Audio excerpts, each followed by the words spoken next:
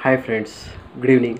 मैं रामेश्वर शेवाले आप सभी दोस्तों का हमारे इस यूट्यूब चैनल के ऊपर तहे दिल से स्वागत करता हूं और आप सभी दोस्तों को अनेक अनेक धन्यवाद देता हूं चूँकि आप इस चैनल को देखते हो, लाइक करते हो, शेयर करते हो। और उन दोस्तों को भी मैं रिक्वेस्ट करना चाहूँगा जिन्होंने अभी तक इस चैनल को सब्सक्राइब नहीं किया है, आप प्लीज़ प्लीज़ प्लीज़ इस चैनल को ज़रूर सब्सक्राइब कीजिएगा ताकि अलग अलग वीडियो के ज़रिए हम आपका मशरूम का नॉलेज, आपके बॉडी के न्यूट्रिशनल रिक्वायरमेंट का नॉलेज हम अलग अलग वीडियो के ज़रिए बढ़ाते रहे, आपको समय समय पर इसके बारे में जानकारी देते रहे। So please subscribe our Nutrimist mushroom farm YouTube channel. Thank you दोस्तों, शुक्रिया। दोस्तों, आज हम बहुत ही अलग, इंटरेस्टिंग और बहुत ही सेंसिटिव टॉपिक के ऊपर इस वीडियो के ज़रिए बात करने की कोशिश करेंगे। आज का हमारा जो टॉपिक है वो ये है कोरोना का संक्रमण और मशरूम। इसका क्या रोल हो सकता है, मशरूम का क्या रोल हो सकता है कोरोना वायरस के संक्रमण को रोकने में। दोस्तों, जैसे कि आप सभी जानते हैं, mushroom is the super food on earth. Mushroom के अंदर ऐसे कई तत्व मौजूद हैं जैसे कि mushroom is the rich source of protein, all essential amino acids are present in the mushrooms, natural source of vitamin D, all essential amino acids, minerals, fibers, ऐसे कई ऐसे न्यूट्रिशनल तत्व मशरूम के अंदर मौजूद है जो कि हमारे बॉडी के रिक्वायरमेंट को फुलफ़िल करते हैं। इसके साथ साथ दोस्तों, mushroom also acts as an antiviral. Mushroom also acts as an antiviral. दोस्तों, मशरूम में कई ऐसे तत्व हैं जो कि आपके अंदर जो भी वायरल संक्रमण होता है उसको रोकने का और उसको ठीक करने का काम मशरूम करते हैं। दोस्तों, इस सब चीज़ों के बारे में हम विस्तार से इस वीडियो में बात करेंगे, लेकिन इसके पहले आपसे अभी की जो स्थिति हमारे देश में कोरोना को लेके बनी हुई है इसके ऊपर भी बात करना मैं समझता हूँ बहुत ही ज़रूरी है। और हम में से हर एक को अभी की जो स्थिति है इससे हम कैसे बाहर निकले इसके ऊपर सोचना काफ़ी ज़्यादा अब अहम हो गया है। प्रायोरिटी वो बनी है कि इसके ऊपर हम सब अपनी सही जानकारी बढ़ाएं और कोरोना से बाहर निकले। तो दोस्तों, आज कोरोना को लेके जो स्थिति बनी है, जैसे हम सबको याद है पिछले साल कोरोना महामारी इस दुनिया में जब आई तब जितना इसका थ्रेट नहीं था, जितना इसका इन्फेक्टिविटी रेट नहीं था, उससे कई गुना ज़्यादा आज इन्फेक्शन का रेट और रेशियो बढ़ा है। क्यों बढ़ा है, क्या उसके कारण है, इसके ऊपर भी हम बात करेंगे।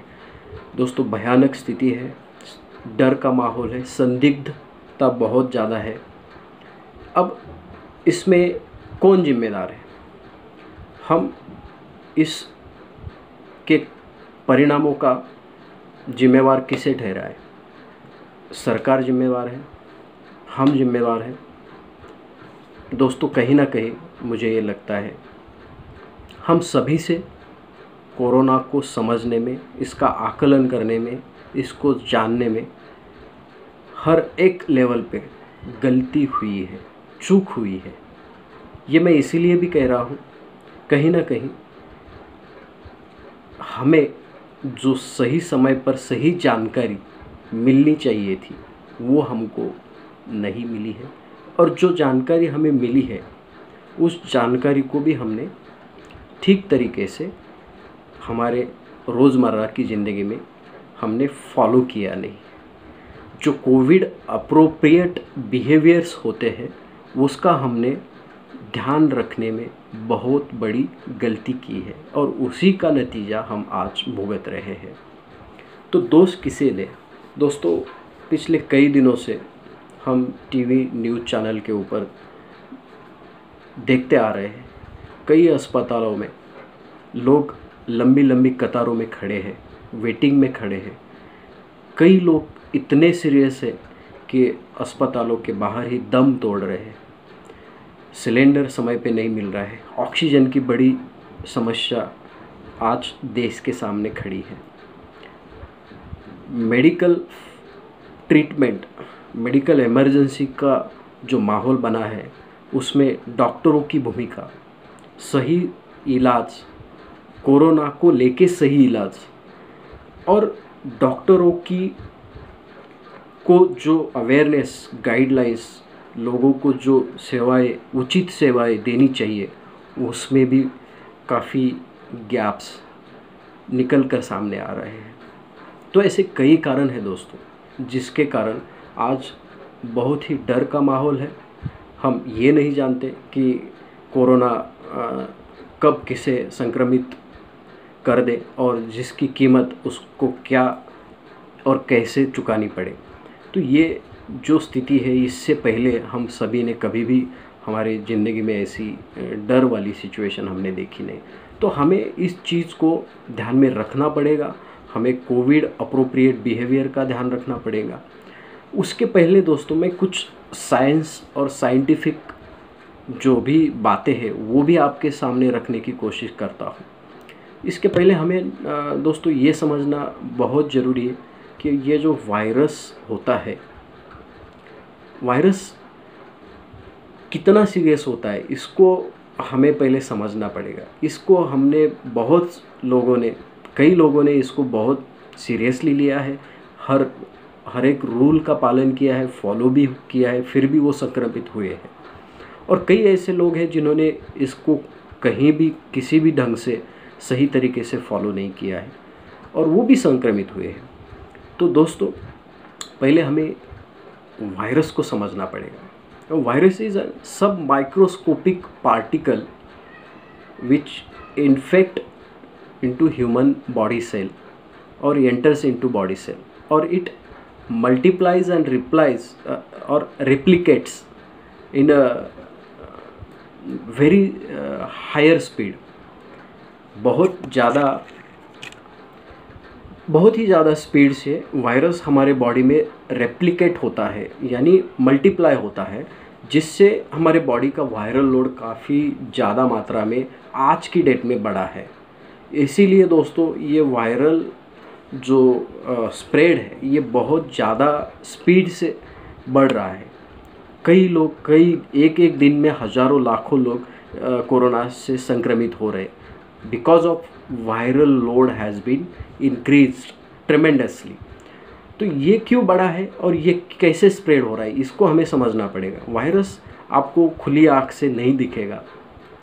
जैसे पहले शुरू में जब वायरस आया था, जैसे कोरोना महामारी आई थी, उस समय वायरल लोड इतना ज़्यादा नहीं था, जिसके कारण हम बड़ी आसानी से वो फर्स्ट वेव से निकल गए। लेकिन अब जो सिचुएशन बनी है इसमें वायरल लोड काफ़ी ज़्यादा बढ़ा है और ये वायरल लोड जो बढ़ा है उसका मोड ऑफ ट्रांसमिशन अगर हम देखेंगे, इसके ऊपर अगर हम बारीकी से ध्यान से अगर बात करेंगे तो दोस्तों मोड ऑफ ट्रांसमिशन दो तरीके का होता है। एक तो अभी जो शुरू में जो वायरस का लोड था और मोड ऑफ ट्रांसमिशन था वो सिर्फ और सिर्फ ड्रॉपलेट्स के ज़रिए था। लेकिन अभी जो रिसेंटली एक scientific news bulletin article journal ने इस बात को पुख्ता किया है, द लैंसेट नाम के न्यूज़ आर्टिकल एजेंसी ने, कि नाउ जो इन्फेक्शन और जो मोड ऑफ ट्रांसमिशन है वो एरोसोल के थ्रू भी बढ़ रहा है, यानी हवा में अब वायरस का लोड बढ़ा है और वायरस हवा से भी अभी स्प्रेड हो रहा है। आप इस बात को अगर ठीक से समझें तो इसका मतलब है कि अभी वायरस हवा में आ चुका है और हवा से स्प्रेड ह्यूमन टू ह्यूमन काफ़ी ज़्यादा बढ़ रहा है। तो एरोसोल ट्रांसमिशन क्या होता है? जब भी कोई पॉजिटिव पेशेंट, कोरोना का पॉजिटिव पेशेंट अगर छींक दे या ज़ोर से बात भी करे तो भी वायरस हवा में स्प्रेड हो जाता है और वो वायरस हवा में काफ़ी देर तक फॉर एग्ज़ाम्पल 1 से 2 घंटे तक ये वायरस हवा में रहता है। अगर उस दौरान कोई क्लोज पर्सन उसके कांटेक्ट में आ जाए तो वो सीधा उस पर्सन को, उस व्यक्ति को इन्फेक्शन पास ऑन करता है। तो अभी एरोसोल के ज़रिए भी इन्फेक्शन बढ़ रहा है, इन्फेक्टिविटी रेट और रेशियो बढ़ रहा है, और ड्रॉपलेट्स के ज़रिए भी इन्फेक्शन बढ़ रहा है। इसका मतलब सीधे सीधे ऐसा हुआ कि इनिशियली सिर्फ ड्रॉपलेट से इन्फेक्शन पास ऑन होता था, अभी एरोसोल के थ्रू भी, हवा से भी इन्फेक्शन बढ़ रहा है। अब अस्पतालों में काफ़ी मात्रा में कोविड पॉजिटिव पेशेंट्स हैं। अब ये कोविड पॉजिटिव पेशेंट के संक्रमण में अगर कोई नॉर्मल हेल्दी लोग आते हैं तो बहुत आसान है कि उनको ये इन्फेक्शन पास ऑन हो जाए। तो ये इसकी वजह से आज की डेट में कोविड के पेशेंट्स और केसेस काफ़ी ज़्यादा मात्रा में बढ़ रहे हैं। और जो कि अब जो हमने अब तक सुना है कि 2 गज की दूरी बहुत है ज़रूरी, अब इससे काम नहीं होने वाला है। हमें अब दूरी भी बढ़ानी पड़ेगी और हमारी प्रिकॉशंस जैसे मास्क पहनना हो, सैनिटाइजेशन हो, डिस्टेंस हो, सोशल डिस्टेंसिंग हो, इसमें भी काफ़ी ज़्यादा अब और तरीके से और इसमें बढ़ोतरी करनी पड़ेगी।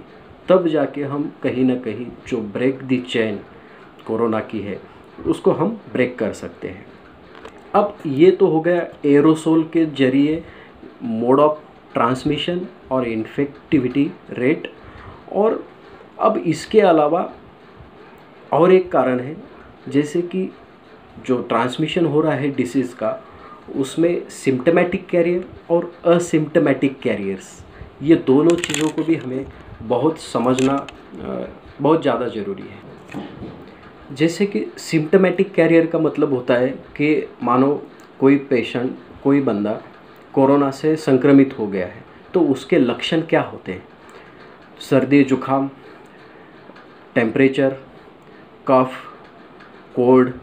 तो ये जो सिम्टम्स हैं टिपिकल कोरोना के, तो वो सिम्टम्स उसके दिखाई पड़ते हैं, तो वो सिम्टमेटिक कैरियर हो गया है कि ये सिम्टम्स उसके दिखते हैं, दिखने में आते हैं और हम इजीली उसको आइडेंटिफाई करते हैं कि ये कोरोना का पॉजिटिव पेशेंट है। अब असिम्टमेटिक कैरियर्स होता क्या है? कोरोना का संक्रमण तो है लेकिन कोई सिम्टम नहीं है, उसको असिम्टमेटिक कैरियर कहते हैं सीधा सीधा। तो ये असिम्टमेटिक कैरियर्स भी बहुत बड़ी भूमिका अब कोरोना के फैलाव में प्ले कर रहे हैं, जिसके कारण जो बीमारी है वो बहुत ज़्यादा रफ्तार से बढ़ रही है।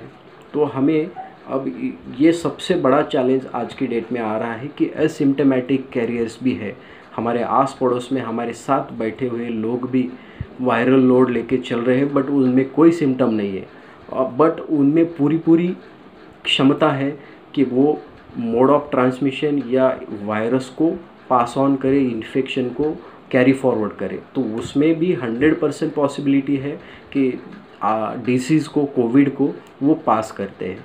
तो उसके कारण भी हम आज ये बहुत ही चैलेंजिंग सिचुएशन में आके खड़े हैं। तो अब हमें इसके उपाय और उसके ऊपर हमें क्या एक्शंस लेने पड़ेंगे? सिंपल सी बात है, कोविड अप्रोप्रिएट बिहेवियर्स, यही हमारे हाथ में है। आज की डेट में वैक्सीनेशन सरकार कर रही है। अब 18 साल के ऊपर की उम्र के लोगों को, बच्चों को भी वैक्सीनेट करने का फैसला गवर्नमेंट ने किया है, वो उनका काम करते रहेंगे। अब हमारे हाथ में है क्या? तो हम कोविड अप्रोप्रिएट बिहेवियर हमारा सुधार लें, टाइम पे मास्क पहन लें। मास्क अभी जो हम रेगुलर मास्क पहनते हैं उसमें भी काफ़ी ज़्यादा गैप्स है कि हर अलग अलग लोग अलग अलग तरीके के मास्क पहन रहे हैं। सैनिटाइजेशन के प्रॉपर तरीके लोगों को पता नहीं है, हाथ धोने के तरीक़ों पे लोग ध्यान नहीं देते हैं।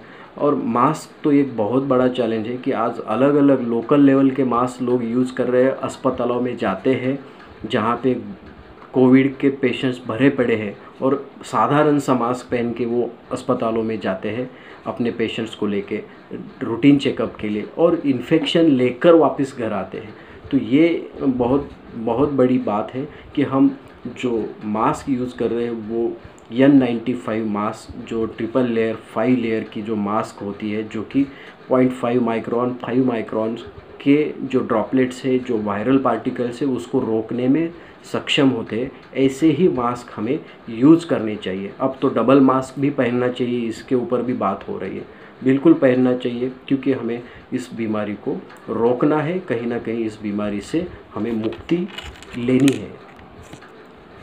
तो जैसे आज स्थिति गंभीर इसलिए भी है दोस्तों कि वायरस, कोविड का जो वायरस है वो पहले सिर्फ इन्फेक्ट करता था, कुछ दिनों में आप ठीक होते थे, लेकिन आज स्थिति गंभीर और भयावह इसीलिए भी है कि डेथ रेट भी बढ़ा है। डेथ रेट क्यों बढ़ा है? क्योंकि वायरस ने भी समय के हिसाब से बदलाव किए हैं, जिसको मेडिकल साइंस की लैंग्वेज में म्यूटेशन कहते हैं। तो ये म्यूटेशन भी बहुत बड़ा रोल प्ले कर रहा है, जिसके कारण वायरल जीनोमिक स्ट्रक्चर आरएनए उसमें काफ़ी बड़े बदलाव आ चुके हैं, जिसके कारण इसका इन्फेक्टिविटी काफ़ी ज़्यादा बढ़ी है। और सीधे सीधे अगर बात करें तो इसका इस बीमारी को और ज़्यादा गंभीर बनाने का स्वरूप बदला है। तो इसीलिए भी अब ये म्यूटेशन के कारण आज डेथ रेट काफ़ी बढ़ा है। इसलिए हम अभी हल्के में इस बीमारी को नहीं ले सकते कि बस हो गया और हम नॉर्मल हो गए। और इसको ऐसा भी लेना उचित नहीं होगा कि बहुत सीरियसनेस है, बहुत थ्रेट है। Still 85% of people can recover normally with the home isolation. ये बहुत बड़ा स्टेटमेंट है।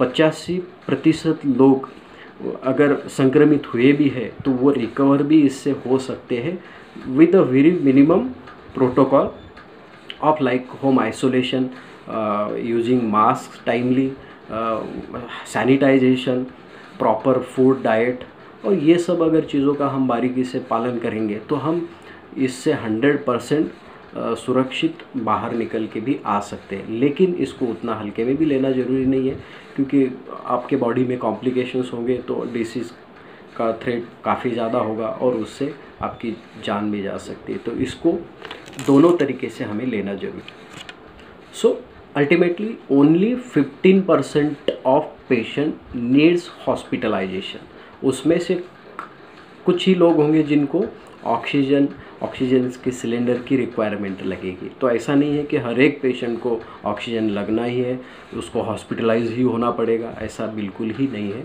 हम नॉर्मली हमारा डेली डाइट प्लान करके नॉर्मल दवाइयों के साथ भी होम आइसोलेशन में रह के भी इस बीमारी से ठीक हो सकते हैं। तो दोस्तों, इसके पहले भी कई वायरल बीमारियां इस धरती पर आई है। मैं कह रहा हूँ ये आई है, गई नहीं है।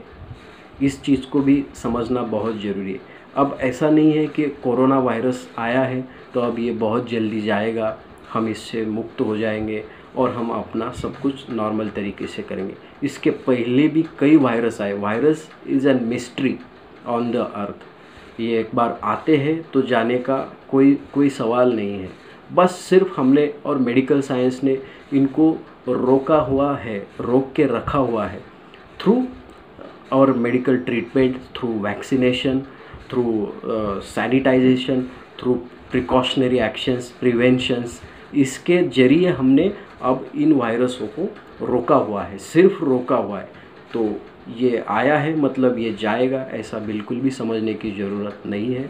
अब हमें इसके साथ ज़िंदगी जीनी है और इसको इसीलिए अब ये एक यहाँ का परमानेंट मेंबर बन के रहेगा, as like influenza virus. Flu virus, हर साल फ्लू का अटैक होता है, हर साल कई लोग बीमार होते हैं और ठीक भी होते हैं। अब उसके लिए वैक्सीन्स अवेलेबल है, दवाइयाँ अवेलेबल है। ऐसा ही समय अब कोरोना को लेके भी आगे आने वाला है। तो ये बिल्कुल ही ना समझें कि अब वायरस आया है तो ये जाएगा, बिल्कुल नहीं। ये वायरस अब यही का हो गया है। अब इसके साथ ज़िंदगी जीने के तरीके हमको खोजने पड़ेंगे और हमको इसकी आदत अब डालनी पड़ेगी। तो अब दोस्तों, कोरोना वायरस संक्रमण से बचने का क्या तरीका है, क्या तरीका हो सकता है, उसका क्या सॉल्यूशन है? तो जैसे हम सब जानते हैं, गवर्नमेंट वैक्सीनेशन के ऊपर काफ़ी फोकस दे रही है। और वैक्सीन्स अभी अवेलेबल भी हो रहे हैं, हर एक को मिल रहे हैं। ठीक है, अभी भी प्रॉब्लम्स है, लेकिन ये नॉर्मल हो जाएगा बहुत जल्दी और हर एक को वैक्सीन मिल जाएगी। तो वैक्सीन एक सबसे बड़ा तरीका है कि जिससे हम कोरोना का संक्रमण रोक सकते हैं। लेकिन दोस्तों, वैक्सीन को लेके भी मैं आपसे थोड़ा सा विस्तार में बात करना चाहूँगा। अब जो वैक्सीन बनी है वो, जैसे वायरस को अगर हम स्टडी करेंगे, जैसे मैंने बात की है कि म्यूटेशन काफ़ी आया है। अब ये म्यूटेशन 1, 2, 3 या 4 ऐसी जगह पे नहीं आया है। जो जीनोमिक स्ट्रक्चर होता है, आरएनए होता है, इन्वॉल्व होता है, प्रोटीन होता है, जो प्रोटीन कोट होती है वायरस की, तो ये म्यूटेशन जो आया है ये ऐसा अब हम नहीं बोल सकते कि ये 2 जगह पे आया होगा या 4 जगह, ये 100 फोल्ड म्यूटेशन हो सकता है, 100 टाइम्स म्यूटेशन भी हो सकता है, या 10-12 टाइम भी हो सकता है। तो इस म्यूटेशन को ध्यान में रख के वैक्सीन भी बनना बहुत ज़रूरी है। ऐसा नहीं है कि पिछले साल एक वैक्सीन बनी है और वही वैक्सीन अभी अगर हम देंगे तो उतनी ही कारीगर साबित होगी कि जितनी वो प्रीवियस वायरस के लिए थी, प्रीवियस वायरल स्ट्रेन के लिए कारीगर थी। तो इसीलिए अब आगे आने वाले समय में वैक्सीन में भी बदलाव होते रहेंगे और होने भी चाहिए, क्योंकि वायरस म्यूटेशन कर रहा है। ये एक बहुत ही साधारण सी प्रक्रिया वायरस के लिए। ये म्यूटेशन क्यों होता है, वायरस क्यों करता है, इसके डिटेल में जाने की ज़रूरत नहीं, क्योंकि ये it's a normal phenomenon of life कि जैसे बदलाव ज़िंदगी में होते हैं, उसी तरीके से वायरस भी अपने बॉडी में स्ट्रक्चर में बदलाव करता है। म्यूटेशंस उसमें आने एक समय के बाद शुरू हो जाते हैं, ताकि वो रेजिस्ट कर सके और उसका वजूद ख़त्म ना हो सके। इसके लिए ये म्यूटेशंस आते रहते हैं। बट अभी जो वैक्सीन दी जा रही है वो हो सकता है 2 साइट उसके पॉइंट ऑफ साइट होंगे, एक्शन मोड होंगे कि जिसकी इन्फेक्टिविटी को वो कम करता होगा। तो उस तरीके से अभी ये वैक्सीन को भी अपग्रेड करने की ज़रूरत पड़ेगी। ठीक उसी तरह जैसे हमारा इन्फ्लुएंज़ा का वैक्सीन हर साल अलग अलग स्ट्रेन्स में आता है, नॉर्दर्न हेमिस्फीयर, सदर्न हेमिस्फीयर, तो विंटर वैक्सीन या समर वैक्सीन, तो ऐसे जो अलग अलग स्ट्रेन्स होते हैं उस स्ट्रेन के हिसाब से वैक्सीन बन के आती है। तो ये भी अब एक बहुत बड़ा चैलेंज आज की डेट में वैक्सीन कंपनियों के सामने रहेगा, गवर्नमेंट के सामने रहेगा कि most updated and most efficient and efficacy wise most effective vaccine वो बनाए, ताकि इससे मोड ऑफ ट्रांसमिशन और डेथ रेशियो और इन्फेक्टिविटी बहुत कम हो सके। So this is the ultimate solution. तो अब हो गया कि एक तो वैक्सीन हमें कोरोना से बचा सकती है, अब दूसरा क्या तरीका हो सकता है। तो एक तो वैक्सीन से हम बचेंगे, वैक्सीन लगाएंगे तो हमारे अंदर एंटीबॉडीज़ मौजूद रहेंगे और हम कोरोना संक्रमण से बचे रहेंगे। अब दूसरा क्या सोल्यूशन दोस्तों, दूसरा सोल्यूशन तो सिर्फ आपका डाइट है। सिर्फ आप क्या खाते हो उसी पर यह निर्भर करेगा कि आपकी इम्यूनिटी कैसे बनेगी, आपकी इनेट इम्यूनिटी कैसी है, और वही आपका सबसे बड़ा वैक्सीन का भी रोल प्ले करेगी। तो हमें इस चीज़ को बिल्कुल ही नज़रअंदाज नहीं करना पड़ेगा। हम ट्रीटमेंट के ऊपर तो बड़ा फोकस करते हैं कि ये एंटीवायरल लेना ज़रूरी है, रेमडेसिविर चाहिए, हमें फेविफ्लू चाहिए, हमें बाकी भी जैसे एंटीवायरल्स है तो वो हमें बहुत ज़रूरी है। हमने घर पे भी किसी ने तो जमा के रखे होंगे। तो ये जैसे जितना ज़रूरी है, ये आपको इन्फेक्शन होने के बाद ठीक करने का ये तरीका है। लेकिन आपको ये भी नहीं भूलना चाहिए कि आपके बॉडी में विटामिन डी भी रहना मौजूद, जो डेली रिक्वायरमेंट है उसके हिसाब से आपने वो लेना बहुत ज़रूरी है। आपको प्रोटीन रिच डाइट भी खाना बहुत ज़रूरी है। नॉर्मल हेल्दी एक्सरसाइज भी आपको करनी बहुत ज़रूरी है। Vitamin C, riboflavin, niacin, iron, zinc, calcium, phosphorus, potassium, तो ये चीज़ें भी काफ़ी ज़्यादा और इक्वली रोल प्ले करती है, जो कि जितना कि आपका vaccine, in fact rather than that आपके वैक्सीन से भी कई गुना ज़्यादा ये आपका खान पान बहुत ज़्यादा महत्व रखता है आपको हेल्दी रखने में और आपको कोविड के अगेंस्ट फाइट करने में।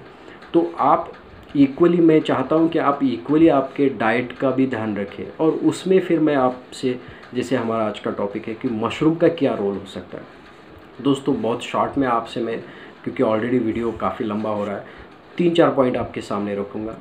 मशरूम के अंदर बीटा ग्लूकन्स नाम के तत्व मौजूद है, जो कि आपके अंदर अगर कोई वायरल संक्रमण आता है तो उसको रोकने का काम ये बीटा ग्लूकन्स करते हैं। और पॉलीसैकेराइड्स मशरूम के अंदर मौजूद है, स्पेशली ऑयस्टर मशरूम में, जो कि आपके वायरस को बाइंड करने का और न्यूट्रलाइज करने का काम, वायरस के जो स्पाइक्स है उसको अटैच करने का काम और न्यूट्रलाइज करने का काम ये पॉलीसैकेराइड्स करते हैं, जो कि सिर्फ़ और सिर्फ मशरूम में नेचुरल फॉर्म में मौजूद है।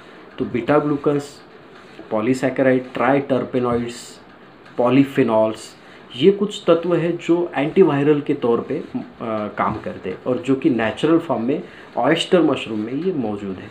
तो हम इस चीज़ को बिल्कुल समझ सकते हैं। आप जैसे वायरस काम, वैक्सीन काम करेगा, उससे कई गुना ज़्यादा काम ये मशरूम करेगा। तो ये हमारे डाइट में, हमारे खाने में थ्रू पाउडर फॉर्म होगा या थ्रू कैप्सूल, टैबलेट्स या रॉ फॉर्म में होगा, फ्रेश मशरूम के फॉर्म में होगा, जैसे भी हो, लेकिन आपको ये खाना बहुत ही ज़्यादा ज़रूरी है, क्योंकि आप इस संक्रमण से बच सकते हैं। तो ये हुआ जैसे ये 4-5 न्यूट्रिएंट्स की बात। इसके अलावा मशरूम में नियासिन नाम का एक तत्व मौजूद है। मैं आपको इसका रोल समझाता हूँ कि नियासिन क्या भूमिका हमारे बॉडी में प्ले करता है as an nutrient. Niacin, almost every cell in the human body requires niacin to function and metabolise other nutrients. इस चीज़ को आप समझो दोस्तों। अगर कोई भी दूसरा न्यूट्रिएंट अगर हमारे बॉडी में जाता है तो उसको उसका फंक्शन और उसका मेटाबोलाइजेशन अगर मेटाबोलाइज करना हो तो उसके लिए ये नियासिन बहुत बड़ा रोल प्ले करता है, जो कि मशरूम में बहुत ज़्यादा मात्रा में मौजूद है।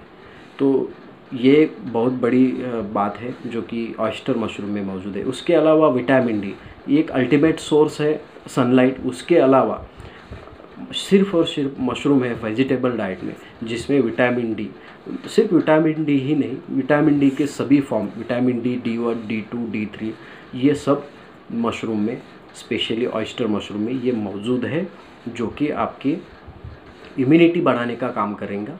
और आपके हड्डियों के रिलेटेड भी बीमारी होगी तो उसमें भी, जैसे ऑस्टियोपोरोसिस, आर्थराइटिस, तो उसमें भी एक बहुत बड़ा रोल ये प्ले करेगा। उसके अलावा आयरन भी काफ़ी अच्छी मात्रा में मशरूम में मौजूद है, जो कि आपके रेड ब्लड सेल्स को बनाने का काम करता है। तो ये इस, और जैसे आयरन के साथ साथ राइबोफ्लेविन हो गया, पोटेशियम हो गया, बी विटामिन्स हो गया, vitamin B1, B2, B12, B13, even B complex, folic acid, pantothenic acid, amino acids, all essential amino acids, magnesium, phosphorus, sodium, very low sodium.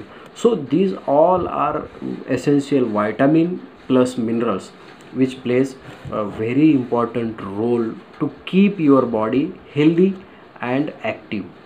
Mushroom